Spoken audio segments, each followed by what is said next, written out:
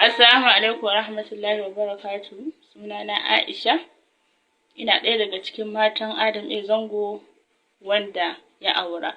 Kamar ni ce ta biyu. Da ban so na fito na yi magana akan ina abubuwan da suke faruwa ba, saboda ina ji a cikin matan shi kamar ba kowa gaskiya ya sanni ba, sai wanda ya sanni lokacin ina tare da shi. Kamar 'yan harkar su, irin wanda ya lissafo ɗin nan, ɗaiɗai ne wanda bai sanni a ciki ba. Mun zauna da shi zaman aure, ina ji kaf a matan shi ba wanda ta zauna da shi ta daɗe wanda na yi da shi na zaman aure. Aƙalla mun yi kusan shekara 10. 'Ya'yanmu 3, maza 2, mace 1. A yanzu haka ma macen tana hannuna ne. To, kuma mun yi zaman aure da shi, zaman lafiya alhamdulillahi, saboda mutum ne mai kirki da kyautatawa. Dukkan wani haƙƙi da miji ya kamata ya sauke ma matan shi gaskiya na ƙoƙarin yi alhamdulillahi. Don ban taɓa neman abu na rasa a gurin shi ba. Ba mu taɓa zama wai a ce wai yau gashi ka nema abu a gurin mijinka bai maka ba. Hatta nan wanke kai salon idan za mu je, kuɗi yake ɗauka ya ba mutum, kuɗin da ya san ya fi ƙarfin kuɗin wannan wanke kai da zaki je. Kuma sannan idan nan da wata ɗaya kika ƙara cewa ki ƙara zuwa salon, ba shi zai hana ya ƙara ɗaukan wani kuɗin ya ƙara baki ba. Sannan in kika ce kayan kwalliyanki ya ƙare, zai ɗauki kuɗi mai yawa ya baki ki je ki siyo. Wannan alhamdulillah, ko a ina zan iya tsayawa in ba da shaidan shi akan haka. Kuma Adamu ɗan uwana ne, muna da dangantaka tsakaninmu sosai mai ƙarfi, don mahaifiyarsa yayan mahaifina ne. Kuma har yanzu da muka rabu da Adamu, zumuncinmu yana nan yadda yake, saboda idan sha'anin gidan Adamu ya tashi, mahaifina zai tashi ya je ya zauna da yayan shi su hira su tattauna. Kuma idan sha'anin gidanmu ya zo, za ta zo sai kwanaki a gidanmu a gama sha'ani da koma. Shi kuma Adamu zai turo gudunmawa idan ba zai samu zuwa ba, saboda akwai sha'anin da yake zuwa na gidan namu. Kuma ni mahaifina bai taɓa zama ya zagi Adamu don ya sake ni ba. Mu abin da muka yadda, mu musulmai ne, mun yadda da ƙaddara, kuma shi aure rai gare shi. Kuma tun kafin ɗan adam ya fito duniya, Allah yake rubuta mishi ƙaddaransa. Matan shi, 'ya'yan shi, arzikin shi, ranar da zai mutu. Duk musulmi ya kamata a ce ya yarda da wannan ƙaddara. Kuma bayan da za a yi mutum ya kashe kuɗin shi mai yawa ya auro mata, sannan a ce ya waye gari ya rabu da ita. Duk mutumin da ya san haka, kuma duk wanda zai aura aure ne na soyayya. Bayan da za a yi ka aure mace kana son ta, tana son ka, ka kashe kuɗin ka mai yawa, sannan ka aure ta don ka sake ta. Kawai jarabawa ne da ƙaddara na rayuwa, amma ku mutane ba ku ganewa.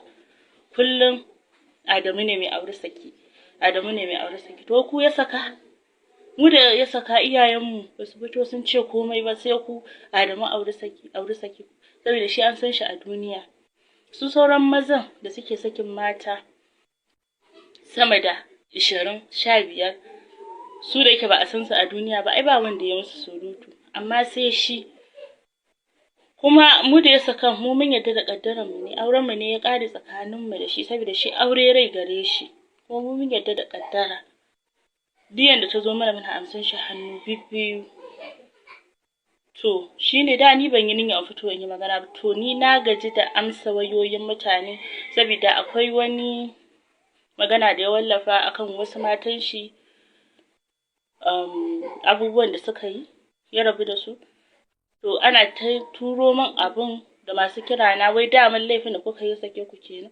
To, ni da gaskiya ba ni a ciki, saboda ni ina ji mutane ba wanda ya sani a social media, saboda ni ba ma'abociya social media bane gaskiya. To, ni ba ni a ciki, saboda Adamu ya san ko ni wace ce, ya yarda da tarbiyya na, kuma tushen mu ɗaya. Ko a yanzu haka akwai 'yar shi a guri na, wanda tun da na haife ta take hannuna, kuma yake kyautata mana iya kyautatawa. Har yanzu Adamu bai daina kyautata mana ba, saboda ya san ina gidan iyayena ne. Kowane lokaci zan iya ganin alert Adamu ya turo min kuɗi domin hidiman yarinyar shi, ko da za a yi mata wani abu. Ni kuma idan ina cikin neman taimako ko me idan na mishi magana, don gaskiya ba maganar da zan yi ma Adamu mishi text gaskiya bai bani amsa ba. Zai tsaya ya duba ya bani amsa, in ya ga dama ma in amsan zai bashi wahala zai yi min voice ya turo min. Muna da fahimta sosai tsakaninmu, don shi gaskiya ba mu abocin ɗaukan waya bane. Don masu faɗin cewa sun kira Adamu bai ɗauka waya ba, gaskiya shi dai wannan ɗabi'a shi tuntuni shi gaskiya ba mai son magana a waya bane.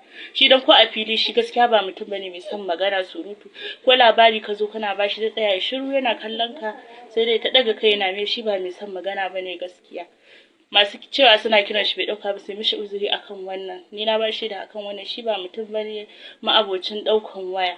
Amma in kika yi mishi text ko me kika rubuta mishi zai tsaya ya fahimce ki, in na amsa ne baki amsa, idan kaga bai baka amsa ba to ba magana bane na bada amsa gaskiya.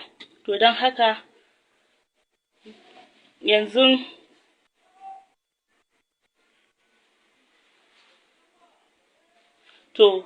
akwai comment din da na gani ne ya dora ya wallafa a sashin shi na Instagram akan hoton yara na, ya dora su, naji wani yayi comment mara kyau akai, yana cewa wai wa'innan ne wanda iyayensu suke yin maɗigo da bumar da kwartanci, to kila ma ba jininsa bane. To ni ƴaƴana ƴan halaka ne, ƴan sunna ne, kuma duk wanda ya ga ƴaƴana yana kallon su ya san suna kama da mahaifinsu.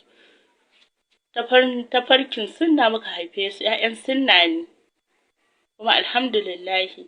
To don haka ni dai abin da zan iya cewa a wannan al'amarin da yake faruwa, Adamu Allah ya ƙara maka haƙuri, kuma duk abin da kaga Adamu ya fito ya yi magana akai, to abin ba ƙaramin ciwo yake mishi ba, ya daɗe yana tara wannan abin, saboda shi mutum ne mai kawaici,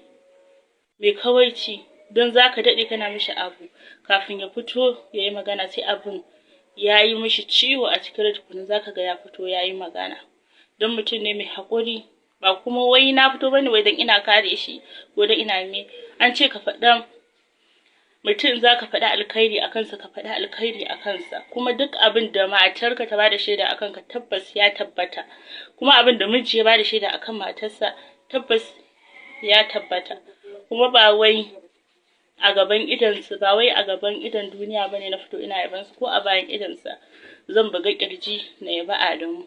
Kai ko wanda zan aura ne yazo na gaya mishi waye na aura, wallahi bai isa ya zagi Adamu a gabana ba ko waye, saboda uban ƴaƴana ne. Duk wanda ka haifi ƴaƴa uku da shi ai kun zama ɗaya kam, ba ni da wanda ya fi shi. To don Allah ku rabu da shi ya huta, muna da ƴaƴanmu suna buƙatar shi a raye, kuma ku rinka tunanin shi ma uba ne a gurin wasu ƴaƴan, kuma ƴaƴan shi yanzu su ma sun taso suna girma kuma suna ganin abin da yake faruwa, su ma abin baya musu daɗi. To kun gani idan kuka ci gaba da yi, yaran su ma za su kasa jurewa, su ma kamar yadda ake ma uban kowa abu yake jin zafi, to su ma ƴaƴan shi haka suke jin zafin abin a cikin ransu. To Allah dai ya sa mu dace, kai kuma Adamu Allah ya ƙara maka haƙuri da juriya, Allah ya sa ƙarshen matsalar ka ne ta zo a rayuwa insha Allah. Muna nan muna taya ka da addu'a, ina taya ka da addu'a a matsayina na ƴar uwarka kuma uban yarana. Allah ya yaye maka dukkan wani damuwa da yake damunka a cikin ranka, Allah ya tsare ka ya kare ka da kariyansa. Taimakon da kake ma mutane na alkhairi, Allah ya biya ka da mafificin alkhairi, Allah ya saka maka da alkhairi, saboda ba kowa bane ya sani, ko ni nan ni shaida ne, na yi ma mutane bautan dafa abinci a gidan Adamu ba adadi, mutane ne za su zo gidan sama da 30, haka za mu ɗaura tukunya mu sauke duk domin ya kyautata ma mutanen da suke ƙarƙashin shi. Amma a ce a yau ya waye gari duka sun butulce mishi, sun zama butulu, ɗaiɗaiku ne suke tuna alkhairi. To mun ban mance da alkhairin ka ba, ko da rabuwa ya zo tsakaninmu, mu ba za mu daina yabon ka ba har abada, saboda duk wanda ya maka alkhairi ka faɗa alkhairi. Kawai rabuwan aure ne ya zo, kuma kaddara ne na Ubangiji, kuma kowa da kaddaransa, sai Allah sai ya nufa ka aure wannan, ka rabu da wannan, ka je ka aure wannan kuma ka haihu da shi. To mu mun yarda da kaddara. Assalamu alaikum. Gani nan barin ka saboda kana da jama'a da yawa, saboda kai na zo zan doka wannan kalan kuwa. Kowa ya ganka sai yayi murna ko ya ga dan uwa. Turewa gangarawa kura ture hawan hawa.